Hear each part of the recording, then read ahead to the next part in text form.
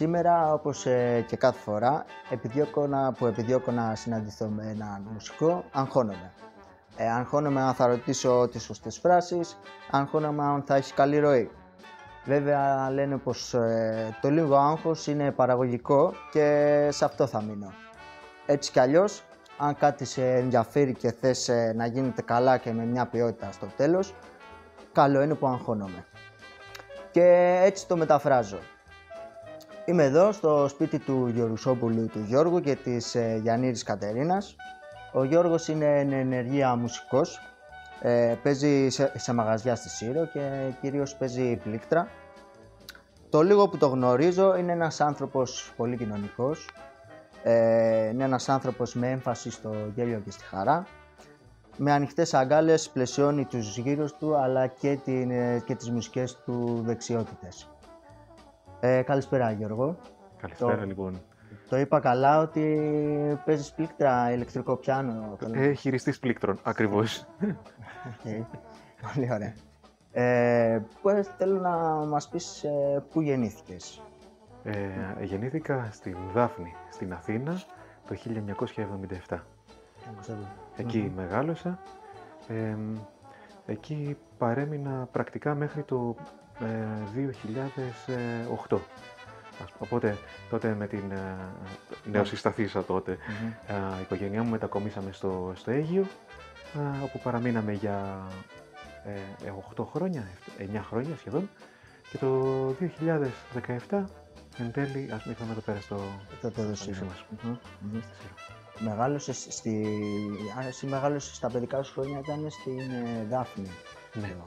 Πήγες δημοτικό, γυμνάσιο. Γυμνάσιο και λύκειο. Όλη η παιδική ηλικία εκεί πέρα, στην Αθήνα. Και εκεί προφανώς ξεκίνησες να παίζεις μουσική. Ναι. Η πρώτη μου επαφή ήταν με το παράρτημα τότε του Εθνικού Οδείου στη Δάφνη. Εκεί είχα ξεκινήσει τις σπουδές μου και το ταξίδι μου στο πιάνο. Στη συνέχεια μεταπήδησα στο Εθνικό Οδείο στα κεντρικά, στην πλατεία Βάθης. Απόσταση περίπου από το σπίτι σου? Ήταν για τα δεδομένα της Αθήνας πρακτικά δίπλα, όχι πάνω από 10 τετράγωνα. Μάλιστα. Πολύ ωραία, πολύ ωραία. Μπορείς να μου ξαναπείς τι ηλικία από το ξεκίνησες? Ξεκίνησα στην τρίτη δημοτικού. Ναι, τότε γραφτήκα στο Οδείο. Θέλω να ρωτήσω, υπάρχει κάποιος λόγος που ξεκίνησες να παίρνεις μουσική στην τρίτη δημοτικού ή μόνος σου, ας πούμε? Όχι, δεν ήταν σίγουρα δική μου ιδέα το να ξεκινήσω, αλλά σίγουρα ήταν η καλύτερη ιδέα που είχε ποτέ η γιαγιά μου. Δηλαδή και μόνο αυτό να έκανε, θα της ήμουν απόλυτα ευγνώμων. Πραγματικά. Ήταν η μαγική φράση, ας πούμε, να πάμε το παιδί να μάθει πιάνο. Αυτό και έκανα. Τότε προφανώς ούτε είχα το μυαλό, ούτε την επίγνωση, ας πούμε, για να μπορέσω να αξιολογήσω, ας πούμε, το τι μεγάλο αντίκτυπο, ας πούμε, θα μπορούσε να έχει αυτή η διαδικασία στη συνέχεια. Σίγουρα, τρίτη δημοτικού, κυρίως να παίξουμε έχουμε στο μυαλό μας.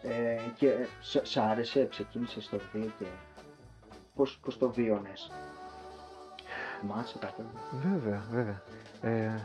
Καταρχήν μιλάμε για τελείως διαφορετικές εποχές, έτσι, σε σχέση με το σήμερα και με τις ευκολίες που μπορεί να υπάρχουν ή να τις θεωρούμε, ας πούμε, δεδομένες. Είναι διαφορετικά αντιμετωπίσιμες.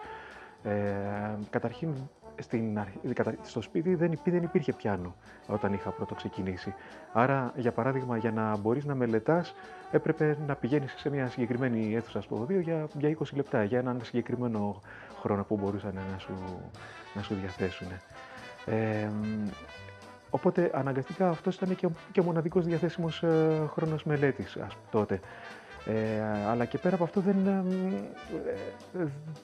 πάλι, όταν είσαι μικρός, δεν μπορείς να αξιολογήσεις ούτε τον αντίκτυπο που μπορεί να έχει, ας πούμε, αυτό το πράγμα μετά, ούτε ούτε η ποσότητα, ούτε το είδος της μελέτης. Το γεγονός δηλαδή ότι όσο περισσότερο αφιερώνεις ενέργεια στη μουσική, αυτό το πράγμα ότι σου επιστρέφει με το παραπάνω. Σίγουρα εκείνη την περίοδο σου μετεφέρει μια ευχαρίστηση, ότι κάπου υπάρχει μια πρόοδος, ας πούμε, ότι κάτι καταφέρνεις. Ναι. Υπάρχουν κάποια σκαλάκια να ανεβαίνεις, ξέρω, σαν παιδί, Ναι, βέβαια. Αυτό πάλι, και πάλι ίσως να μην μπορούσα να το αξιολογήσω πλήρως, αλλά βλέποντας όμως και με βάση και την αλληλεπίδραση και με τις συναναστροφές που είχα τότε με τα υπόλοιπα παιδιά που πηγαίναμε στο ΟΔΙΟ, είτε για παράδειγμα παίζοντας σε διάφορες εκδηλώσεις, σε συναυλίες, μπορείς να παρακολουθείς την πρόοδο που έκανε ο καθένας ο συμμαθητής. Βέβαια δεν σου λέω ότι όλα ήταν άγια και τέλεια. Καμιά φορά, δηλαδή ακόμα και το 20 λεπτό, θα υπήρχαν μέρες προφανώς που αυτό το πράγμα μπορεί να ισοδυναμούσε με αγκαρία εκείνο τον καιρό στις πολύ αρχές. Παίζατε μεταξύ σας στο ΟΔΙΟ, κάνατε γκρουπάκια και παίζατε 2-3 άτομα, ξέρω εγώ, μαζί? Όχι, ξεκάθαρα όχι. Τουλάχιστον τότε, δεν πιστεύω ότι υπήρχε κάτι τέτοιο ή αυτή η προσέγγιση στο Εθνικό ΟΔΙΟ. Δεν υπήρχε η ενθάρρυνση, για παράδειγμα, στο να συμμετέχεις σε σχήματα και θα έλεγα ότι ίσως και η προσέγγιση του κλασικού πιάνου ήταν εντελώς ακαδημαϊκή και ότι διαφέρει σίγουρα πάρα πολύ από την προσέγγιση που βλέπω πολλές μουσικές σχολές να ακολουθούν. Και φυσικά είναι σωστή, έτσι, γιατί η μεγαλύτερη αξία της μουσικής μάλλον είναι στο μοίρασμα πέρα από τα υπόλοιπα. Αυτό νομίζω να σταθούμε εκεί πέρα. Και πότε ξεκίνησες να μοιράζεσαι με άλλους τη μουσική σου? Ποια ηλικία, σαν έφηβες? Ναι, στο σχολείο. Στο σχολείο, όταν μπορεί να συνειδητοποιήσει ότι υπάρχουν και άλλοι άνθρωποι που παίζουν μουσική, όχι απαραίτητα πιάνο, το οποίο μέχρι τότε μπορεί να είναι αποκλειστικά μοναχικό σπορ, και ότι μπορεί, για παράδειγμα, να ακούνε και άλλοι κομμάτια που να αρέσουν, ξέρεις, και σε σένα, και να θες να τα μοιραστείς ο καθένας με τον δικό τον τρόπο. Λέγεται σχήμα, συγκρότημα. Θυμάσαι μήπως την πρώτη σας παρουσίαση της δουλειάς σας? Τότε μόνο ήταν αποκλειστικά σε επίπεδο σχολικής γιορτής. Επίσης, ίσως και στο πλαίσιο της Αθήνας, ήταν και λίγο μοναχική η διαδικασία του καθενός. Και εμείς μιλάμε πάντοτε και για άλλες εποχές. Νομίζω ξεκάθαρα ότι ήταν πιο μοναχικές οι προσεγγίσεις του καθενός και πιο λίγες οι ευκαιρίες σε σχέση με αυτά που βλέπω ότι παρέχονται σήμερα στα σημερινά παιδιά. Πιο λίγες, ναι. Καλό είναι αυτό, καλό είναι. Μπορείς να εκτιμάς. Τότε είναι... Ο καθένα έχει τα υπέρ και τα κατά του. Τότε αυτό το εκτιμούσες, ίσως λίγο περισσότερο. Στο Εθνικό ΟΔΙΟ τελείωσες, πήρες κάποιο πτυχίο από εκεί? Στο Εθνικό ΟΔΙΟ δεν σταμάτησα ούτε για τις Πανελλήνιες καλά. Όταν έδινα Πανελλήνιες, έδινα τότε και για την ανωτέρα στο πιάνο. Συνέχισα και έφτασα τελικά μέχρι και το πτυχίο. Το πήρα το 2001. Κάθε φορά κάνω την αφαίρεση, αλλά δεν θυμάμαι αν βρίσκω κάθε φορά και το ίδιο αποτέλεσμα. Τέλος πάντων, από την τρίτη δημοτικού, τελειώνοντας και το Πολυτεχνείο, μπόρεσα να πάρω το πτυχίο. Και θυμάσαι τι έπαιξες? Ένα μεγάλο μέρος το θυμάμαι. Δεν θυμάμαι, ποτέ μου δεν μπορούσα να αποστηθίζω βέβαια να σου πω ότι του Μπαχ είναι το συγκεκριμένο έργο, το 735 κάθετος τόσο αριθμός πρωτοκόλλου ή οτιδήποτε άλλο. Ή ότι η τάδε η σονάτα του Μότσαρτ ήταν από τον κατάλογο Κέχελ Αυτά δεν τα θυμάμαι με τέτοια ακρίβεια. Πολλές φορές όμως, όταν ακόμα και τώρα μπορεί να επιδιώκω να προσεγγίσω το επίπεδο της τεχνικής κατάρτισης που είχα τότε στο πτυχίο, η προφανής επιλογή για να δεις αν μπορεί να το πιάσεις είναι εκείνα τα κομμάτια που είχες παίξει τότε. Κάποια από αυτά πιστεύω ότι μπορώ να τα φέρω, να τα ξαναπιάσω αυτό το επίπεδο. Θέλω να ρωτήσω, αν δεν είχες μάθει μουσική καθόλου, πώς θα ήσουν, ποιος θα ήσουν? Και με την έννοια τι σου έχει προσφέρει, μέσα ρωτάω, τι σου έχει προσφέρει η μουσική. Θα ήμουν σίγουρα ένας τελείως διαφορετικός άνθρωπος. Το πιθανότερο είναι ότι θα είχα ακόμα μεγαλύτερη δυσκολία στο να εκφράζω όλα τα συναισθήματα που έχω μάθει πλέον να τα εκφράζω μέσα από την μουσική. Σίγουρα αυτό. Από εκεί και πέρα, η μουσική αυτό που προσφέρει είναι σίγουρα ένα πάρα πολύ μεγάλο ταξίδι. Ένα ταξίδι με το οποίο πρακτικά σε οθεί, τουλάχιστον άμα την αγαπάς, να γίνεσαι διαρκώς καλύτερος, να μαθαίνεις και συνέχεια πράγματα, να βελτιώνεσαι σε αυτό που πραγματικά αγαπάς. Αυτό επίσης για μένα είναι ανεκτήμητο. Σου έχει δώσει, ας πούμε, και χρόνο έτσι για τον εαυτό σου, να γνωρίσεις κάπως τον εαυτό σου καλύτερα, παράδειγμα? Ωραία. Πολύ ωραία. Ξέρω ότι δεν είσαι μόνο μουσικός. Ξέρω ότι κάνεις για ένα άλλο επάγγελμα. Αυτό το άλλο επάγγελμα... Και κάτι για πολυτεχνείο μας. Είπαμε για το πολυτεχνείο, ναι. Ποιο είναι το βασικό σου επάγγελμα, ας πούμε? Στην κανονική ζωή, λοιπόν, πλην του μουσικού, είμαι πολιτικός μηχανικός. Και πώς προλαβαίνετε και τη Βουλή και το Συνεργείο, είναι το αμέσως επόμενο ερώτημα. Παρ' όλα αυτά τα καταφέρνουμε. Είμαι πολιτικός μηχανικός, δουλεύω στην περιφέρεια Νοτιού Αιγαίου, στη Διεύθυνση Τεχνικών Έργων. Από τότε που ήρθες στη Σύρο, φαντάζομαι ήρθες για αυτό το λόγο έτσι, το 2017, θυμάμαι καλά. Ήταν εδώ ο διορισμός μου και πριν πάλι ως πολιτικός μηχανικός ήταν η κύρια απασχόλησή μου και στο Αίγαιο αλλά και στην Αθήνα. Έτσι. Στην αρχή, επειδή είχα δουλέψει και σε κάμποσα εργοτάξια, ήταν λίγο πιο δύσκολο να έχω μια σταθερή βάση και να έχω τον βαθμό απασχόλησης που είχα όλα τα χρόνια που μας πέρασαν με τη μουσική. Και πότε προλαβαίνεις και μελετάς, ας πούμε, γιατί φαντάζομαι μετά τη δουλειά πρέπει λιγάκι να ξεκουραστείς και κιόλας. Πότε προλαβαίνεις, έχεις αρκετό χρόνο για να ασχοληθείς με τη μουσική και να ανταπεξέλθεις στα σχήματα? Καταρχήν έχουμε την καλύτερη δυνατή ομάδα υποστήριξης που θα μπορούσαμε να έχουμε γενικά στο σπίτι. Η γυναίκα μου η Κατερίνα και η κόρη μου η Ζωή. Το κάνουν όλο πιο εύκολο, ξέρουν πάρα πολύ καλά. Βέβαια, ότι αντίστοιχα και για μένα η μουσική είναι το οξυγόνο μου. Είναι εντελώς ζωτικής σημασίας και ότι αν κόψεις την παροχή απλά δεν μπορείς να ζήσεις όπως θα ήθελες. Ναι, η μουσική είναι κάτι άλλο. Και για μένα προσωπικά μου έχει σώσει τη ζωή και εμένα. Είναι το οξυγόνο μου, το πες πολύ πολύ όμορφα. Εδώ πέρα ήρθες στη Σύρο και γνωρίστηκες με τους μουσικούς, ήξερες κανένα τους μουσικούς ή τους γνώρισες στην πορεία?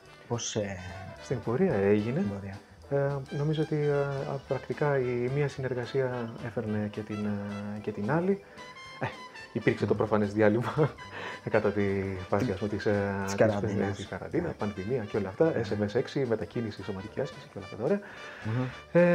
Αλλά αμέσως μετά νομίζω ότι άρχισαν να πληθαίνουν όλο και περισσότερο οι συνεργασίες εδώ πέρα στο νησί. Η πρώτη σου συνεργασία εδώ πέρα στη Σύρο ποιος ήταν? Η πρώτη ήταν ο Γιάννης ο Λάπας, με ένα σχήμα που είχαμε τότε με τον Γιάννη το Λάπα στην κιθάρα με την Φωτεινή, την Γεωργιοπούλου στη φωνή και με τον Θοδωρή τον Μπούσια, αν θυμάμαι καλά, ή Μπούσιο, ένα από τα δύο επιλογές, στον μπάσο. Groovy Blender λεγόταν το κομμάτι και λεγόταν έτσι γιατί παίζε... Η μπάντα. Συγγνώμη. Η μπάντα. Ναι. Και ήταν σαν ένα blender από διάφορες επιλογές, κυρίως ξενόγλωσσες. Ξένο ρεπερτόριο, και κάποιες ρετρό ή swing ελληνικές που ήταν πολύ της μοδός τον τελευταίο καιρό. Συριανοί και όλοι οι συμπαίκτες σου. Τώρα που το σκέφτομαι και από τους υπόλοιπους, 0-3. Τέλεια. Ο καθένας από τους υπόλοιπους, ο ένας καθηγητής, ο άλλος καθηγητής ο οποίος έφυγε από το νησί, η άλλη φοιτήτρια η οποία επίσης έφυγε στο τέλος από το νησί. Όμως αυτή ήταν η πρώτη μου συνεργασία. Παίζαμε τότε κυρίως σε γάμους. Σε γάμους, οκ. Ωραία. Η επόμενη, θυμάσαι κάποιους άλλους που...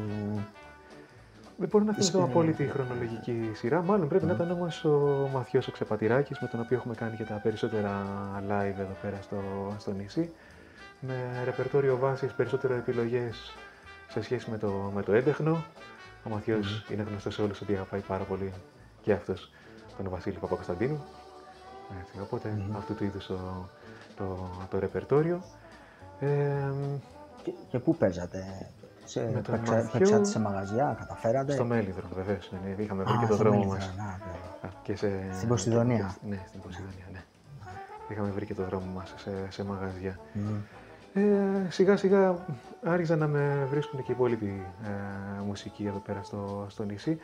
Αλλά δεν μπορώ να θυμηθώ ακριβώς χρονολογική σειρά. Προέκυψε και η συνεργασία και με την Λένα την Χατζηγρηγορίου και με την Ελπίδα τη Γάζ. Είχαμε κάνει κάποιες συναυλίες, κάποια live στο Όνο. Πρέπει να είναι το καλοκαίρι πριν από την πανδημία. Στην πορεία με ανακάλυψε και ο Αποστόλης ο Μάρης. Εγώ από εκεί σε γνώρισα.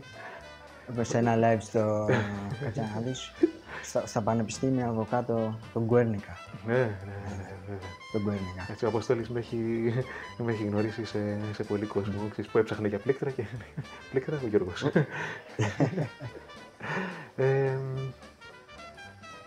Ναι, ταυτόχρονα έχω και άλλη μια συνεργασία. Είμαι μέλος σε ένα συγκρότημα που παίζει metal, progressive power, after image, λέγεται το συγκρότημα. Νομίζω ότι είναι αρκετά σπάνιο, δηλαδή το πώς μπορεί να έχει προκύψει ένα τέτοιο συγκρότημα για τα δεδομένα του νησιού. Με τον Μάκη. Εκεί με τον Χρήστο τον Παπαδάκη, είναι ο frontman, είναι ο τραγουδιστής του συγκροτήματος. Έχουμε 3 κιθαρίστες, τον drummer έχουμε και αναζητείται μπασίστας, ο οποίος είναι από τα πλέον καταζητούμενα ίδια εδώ πέρα στο νησί. Δεν πετυχαίνεις εύκολα, είναι αλήθεια. Έχουμε κάνει και με τα παιδιά, έχουμε κάνει αρκετές δυνατές εμφανίσεις και εκτός νησιού και έρχονται και ακόμα πιο δυνατές. Θες να μοιραστείς μαζί μας τι έρχεται παρακάτω? Τέλος καλοκαιριού είναι να παίξουμε σε ένα φεστιβάλ το οποίο γίνεται στην Αγχίαλο, έξω από το Βόλο. Σύμφωνα με συντηρητικές εκτιμήσεις αναμένεται 3.000 κόσμος. Παίζουν αρκετά γνωστά ονόματα, τουλάχιστον στο χώρο του underground metal.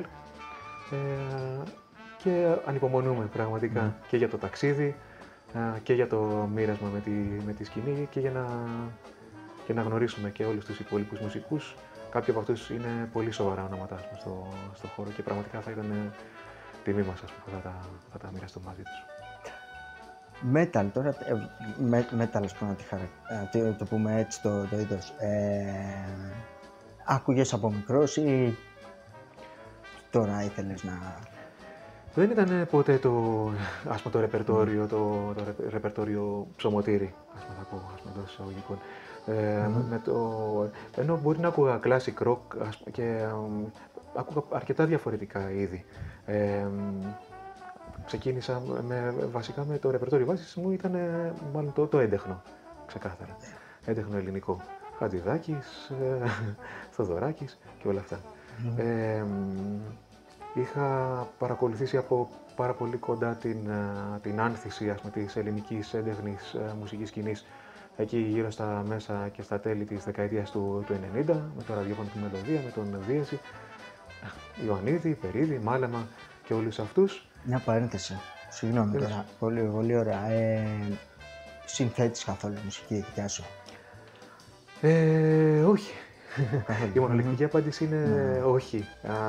Ή τουλάχιστον πολλές φορές θα τύχει όμως αντίστοιχα να κάτσω στα πλήκτρα, να αυτοσχεδιάσω, αλλά αυτό που δημιουργώ συνήθως γεννιέται και πεθαίνει την ίδια στιγμή. Συνήθως δεν κάθομαι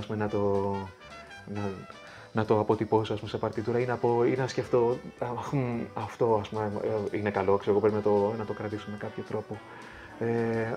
Όμως μου αρέσει πάρα πολύ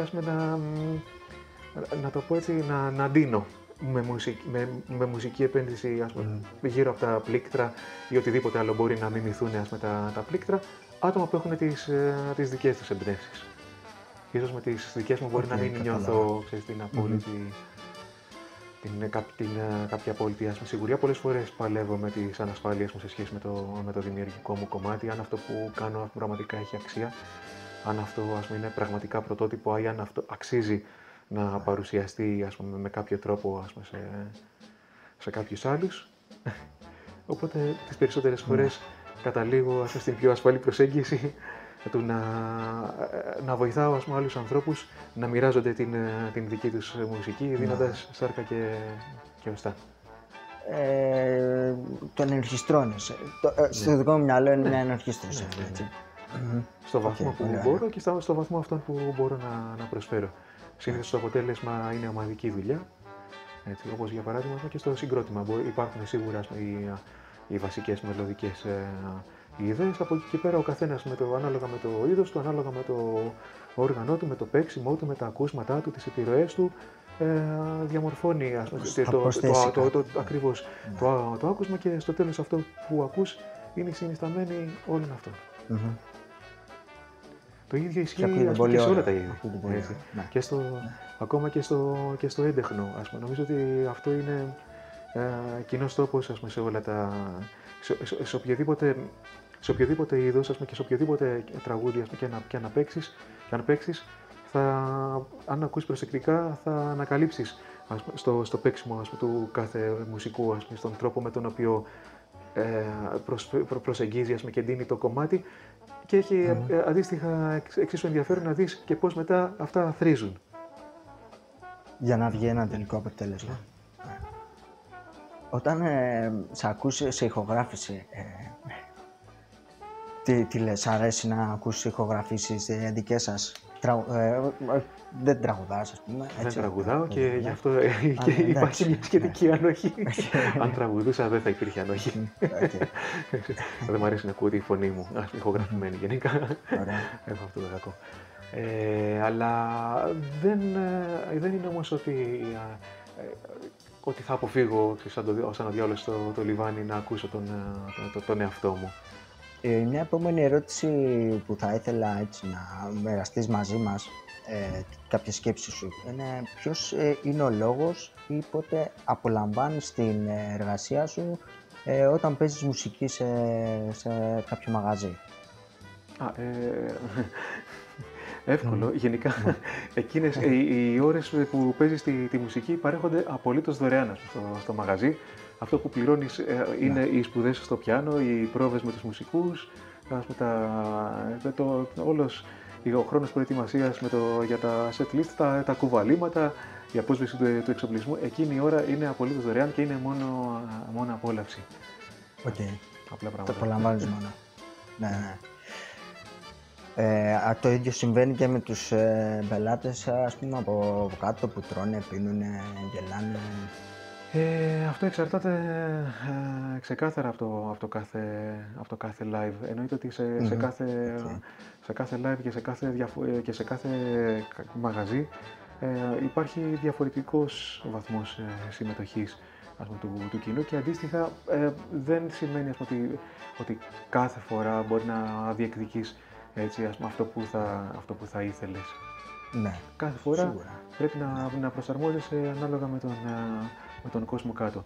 Κάποιες φορές πρέπει να είναι. Ναι. Εννοείται βέβαια ότι αυτό που απολαμβάνεις περισσότερο είναι όταν αυτό που κάνεις, ας πούμε, συνοδεύεται, ας πούμε, από συμμετοχή. Βλέπεις ότι ο κόσμος είναι μαζί και τον ενδιαφέρει, ας πούμε, και ότι θέλει κι άλλο. Και αυτό πρέπει να είναι το πιο λυτρωτικό, ας πούμε, το πιο όμορφο πράγμα σε αυτή τη δουλειά, νομίζω. Βέβαια, το παν, ας πούμε, στη μουσική είναι το μοίρασμα. Κανείς δεν το κάνει, νομίζω, ας πούμε, ότι από τους μουσικούς δεν το κάνει αυτό το πράγμα για να το απολαμβάνει μόνος του. Αυτό δεν μπορώ να σκεφτώ, ας πούμε, πώς θα μπορούσε να γίνει ή τι ικανοποίηση, ας πούμε, θα μπορούσε να αντλήσει κάποιος μόνο και μόνο από αυτό. Όταν νιώθεις, όταν η μουσική είναι κάτι που σου προσφέρει χαρά και τη χαρά θέλεις να τη μοιράζεσαι, είναι απλό. Ναι, εντάξει, σίγουρα η μουσική, όπως είπαμε και στην αρχή, δίνει από μόνη της πολλά καλά, έχει από μόνη της, μαθαίνεις να εκφράζεσαι, μαθαίνεις να χειρίζεσαι τα συναισθήματά σου, ξέρω εγώ. Έχει από μόνη της, για μένα, πάρα πολλά θετικά. Αλλά σίγουρα είναι πολύ καλύτερο όταν αυτή η δουλειά που έχεις κάνει τόσο χρόνια, όλη αυτή, κάποια στιγμή τη μοιράζεσαι. Θες να μας πεις λίγο μερικά ακόμα ονόματα κάποιων ανθρώπων που έχεις συνεργαστεί μαζί και τι όργανα παίζει ο καθένας τους? Κινδυνεύω να Και εκτεθώ να επανόρθωτα. ξεχάσεις κάποιον, δεν πειράζει. Έτσι, εδώ πέρα μάλλον πρέπει να έχω παίξει σχεδόν με την μισή ορχήστρα των Κυκλάδων. Έτσι, ας Και πούμε, πολύ με ενδιαφέρουν διαφορετικές έτσι αφορμές. τα όργανα που χρησιμοποιούν. Αλλά δεδομένου ότι το τελειότερο όργανο που έχει επινεργηθεί, μάλλον είναι η ανθρωπίνη φωνή, ας αναφέρω, ας πούμε, σίγουρα και τον Δημήτρη τον Ερατινό, που επίσης είναι ένας πάρα πολύ έμπειρος και ιδιαίτερος τραγουδιστής, με χρειά λυρικού βαρύτονου, που έχει έρθει τα τελευταία χρόνια στο νησί.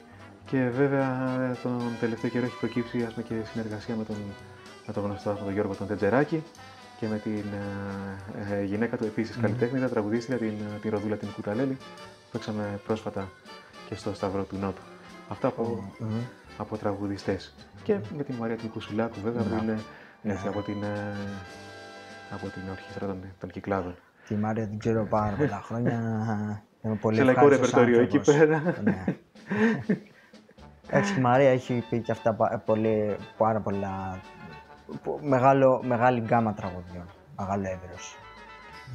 Εμείς με τη Μαρία επιλέξαμε να μοιραστούμε ένα ρεπερτόριο στο οποίο δεν το είχε γενικά ξαναδουλέψει, ας πούμε, τόσο στο παρελθόν. Κλασικό, λαϊκό, αλλά πάμε και σε αυτό. Γιατί όχι. Το κάθε ρεπερτόριο έχει τη δική του στιγμή. Από το κάθε ρεπερτόριο μπορείς να αντλήσεις εντελώς διαφορετικά πράγματα, ας πούμε, που να σε ικανοποιούν. Το κάθε ρεπερτόριο επίσης θέλει την δική του διαφορετική διαχείριση, ας πούμε, και στο live είναι εντελώς διαφορετικό. Ένα metal live, ας πούμε, στο οποίο έχεις, ας πούμε, ένα πάρα πολύ συγκεκριμένο χρονικό πλαίσιο στον οποίο πρέπει να αποδώσεις, ας πούμε, τα μέγιστα. Είναι διαφορετικό ένα live, ας πούμε, έντεχνο, ας πούμε, στο οποίο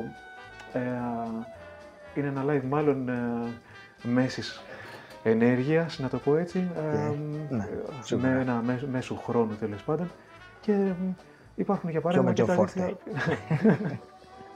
αυτό. Και υπάρχουν και τα live, για παράδειγμα, που έχουμε κάνει με τον Αποστόλη, τον Μάρη, και με την Ευτυχία την Πανοπούλου, ως Μπιρμπίλια, με προσωρινό όνομα του σχήματος, στα οποία εκεί πέρα έχεις και μια διαστολή του χρόνου, ας πούμε. Ο χρόνος δεν μετράει, ας πούμε, απαραίτητα. Εκεί το χάνεις εντελώς, ας πούμε, την αίσθηση και μεταφέρεσαι σε άλλη διάσταση. Η Ευτυχία και, συγγνώμη, και αυτή η τραγουδίστρια, ο Αποστόλης πολυοργανίστας. Ο Αποστόλης, ο Μάρης, ο γνωστός πολυοργανίστας. Στα σχήματα που συνεργαζόμαστε επικεντρώνεται περισσότερο στο κανονάκι και στο νέι. Μάλιστα. Με τις υπόλοιπες τέχνες, ποια είναι η σχέση σου?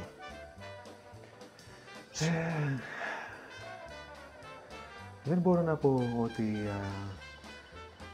ότι περισσεύει και πάρα πολύς χρόνος, γιατί έχω τόση εστίαση και τόση αφοσίωση στη μουσική που πρακτικά ίσως για λίγο κινηματογράφο θα μπορούσε να περισσέψει πια έτσι, ο χρόνος και η ενέργεια. Είναι τόσο τέτοια η ενέργεια που θέλω να δεν το κάνω δηλαδή με το ζόρι, αλλήμωνο, έτσι, που θέλω να προσφέρω στη μουσική, που γενικά είναι πιο δύσκολα τα πράγματα με τις υπόλοιπες ταινίες. Έθελε μια αφοσίωση και χρόνο. Μια αγαπημένη σου ταινία, μια και είπες κινηματογράφο. Κλισέ, αλλά θα πω, θα επιλέξω την Αμελή. Όχι μόνο και λόγω της μουσικής, με τον κίνδυνο να χαρακτηριστώ ποικιλοτρόπος, γλυκανάλατος, δεν με απασχολεί. Όταν την είχα δει την ταινία αυτή, είχα πάθει σοκ, αισθητικό σοκ. Ειδικά με τη σκηνή που απελευθερώνει ένα χρυσόψαρο εκεί πέρα στο ποτάμι. Είχα πάθει αισθητικό σοκ εκείνη τη στιγμή, μου έχει μείνει αξέχαστο. Σε συγκίνησε, ας πούμε. Ίσως, εντάξει, σίγουρα ήταν και η συνέργεια της μουσικής πολύ μεγάλη στη συγκεκριμένη ταινία.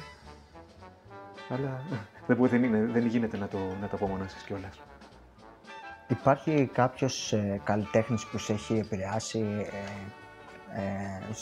στη ζωή σου? Και σαν πιανίστας ή σαν άνθρωπο? Μιας και ανάφερες πολύ όμορφα αυτή τη σκηνή με το χρυσόψαρο, δηλαδή. Δεν θα μπορούσα θα ήταν πρακτικά αδύνατο να εστιάσω μόνο σε έναν. Σίγουρα η μεγαλύτερη με επιρροή ακουστικά και η προσέγγιση μου αισθητικά θα ταιριάζει περισσότερο με εκείνη του Μάνου Χατζηδάκη. Ακόμα και η πιανιστική προσέγγιση που σε κλασικά λαϊκά κομμάτια, για παράδειγμα. Έτσι, νομίζω ότι είναι κάτι που με έχει στιγματίσει. Ο Χατζηδάκης. Ο Χατζηδάκης, ναι, και ακόμα και η πιανιστική προσέγγιση σε κλασικά λαϊκά κομμάτια. Παλιότερα, στην τηλεόραση, μεταξύ δύο προγραμμάτων, μπορεί να σου πέταγε κάποια κάρτα με τουριστικά αξιοθέατα και να έπαιζε από κάτω κάποιον από τους εσπερινούς, από τους λαϊκούς εσπερινούς του Χατζηδάκη. Όλα αυτά είναι πράγματα που περνάνε, μάλλον ασυνείδητα, ανέστητα, χωρίς να καταλαβαίνεις εκείνη τη στιγμή την επίδρασή τους. Οπότε, αν έπρεπε να επιλέξω κάτι, μάλλον θα ήταν ο Μάνος Χατζηδάκης, ξεκάθαρα.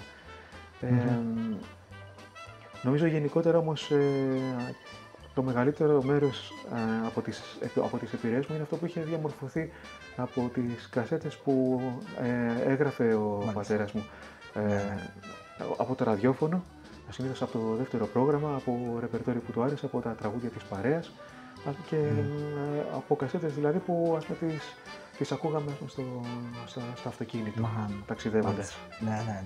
Τότε, εκείνο τον καιρό που ο πατέρας μου ήταν και καθηγητής στο Κρανίδι, στην Αργολίδα, είχαμε και αφορμές για να ταξιδεύουμε, μεγαλύτερες αποστάσεις. Φυσικά έτσι, σε σχέση με το νησί, όπου εδώ πέρα από να πας στο Α στο Β, το πολύ να ακούσεις 2 ή 3 το πολύ τραγούδια και stop. Έτσι, δεν υπάρχουν οι αποστάσεις για να ακούσεις μουσική στο αυτοκίνητο. Στην Αθήνα, αν μη τι άλλο, είχες τουλάχιστον την ευκαιρία μποτιλιαρισμένος ή ταξιδεύοντας να ακούσεις πολύ μουσική στο αυτοκίνητο. Θυμάσαι να μας πεις ένα τραγούδι εκείνη την περίοδο? Ή αν όχι από εκείνη την περίοδο, ένα τραγούδι που έτσι σε εκφράζει πάρα πολύ? Ή σ' αρέσει πολύ? Το κόσμο σου να είμαι εγώ, νομίζω, ξεκάθαρα, του Χατζηδάκη, το Dedication. Μάλιστα, Χατζηδάκης. 2 τελευταίες ερωτήσεις θέλω να κάνουμε, είναι από το ημερολόγιο του Προύστ. Ποιες λέξεις ή φράσεις χρησιμοποιείς περισσότερο?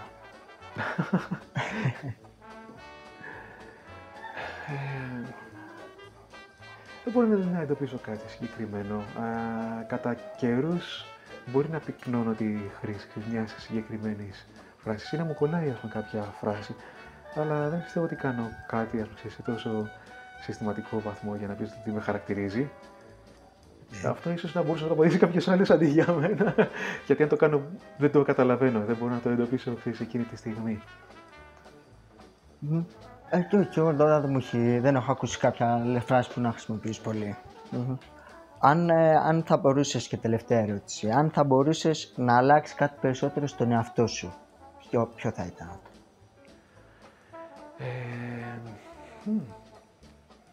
Εξαιρετική ερώτηση.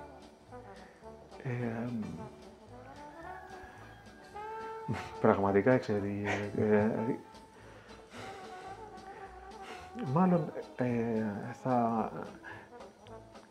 θα ήθελα, αν μπορούσα, να ζω, να βιώνω και να σταλάζουν μέσα μου σε αυτά που μου συμβαίνουν ακόμα περισσότερο σε σχέση με τον όποιο βαθμό έχω μπορέσει με τα χρόνια να βιώνω ακόμα περισσότερο τα γεγονότα που μου συμβαίνουν και πιο κοντά τη στιγμή που μου συμβαίνουν. Πολλές φορές συμβαίνουν κάποια πράγματα τα οποία εκείνη τη στιγμή δεν μπορείς να συνειδητοποιήσεις την ένταση, τον βαθμό επίδρασης, όλα αυτά. Στην αξία τους. Στην αξία τους, εκείνη τη στιγμή. Ναι. Θα ήθελα λοιπόν γενικά να είμαι ακόμα περισσότερο ευγνώμων για αυτά που μου συμβαίνουν τη στιγμή που μου συμβαίνουν. Γενικά είμαι άτομο που προσπαθεί συνέχεια για το καλύτερο. Καμιά φορά αυτό μπορεί να δημιουργεί κάποιες επιπλέον δυσκολίες, αλλά συνεχίζουμε. Και τα εμπόδια είναι για να τα προσπερνάμε. Ευχαριστώ πάρα πολύ. Ήταν μια πολύ όμορφη εμπειρία. Να είσαι καλά. Εμένα πολύ μεγάλη μου χαρά. Ανακαλύπτεις και πράγματα που ίσως δεν είχες σκεφτεί ότι υπήρχαν και μέσα. Χαίρομαι.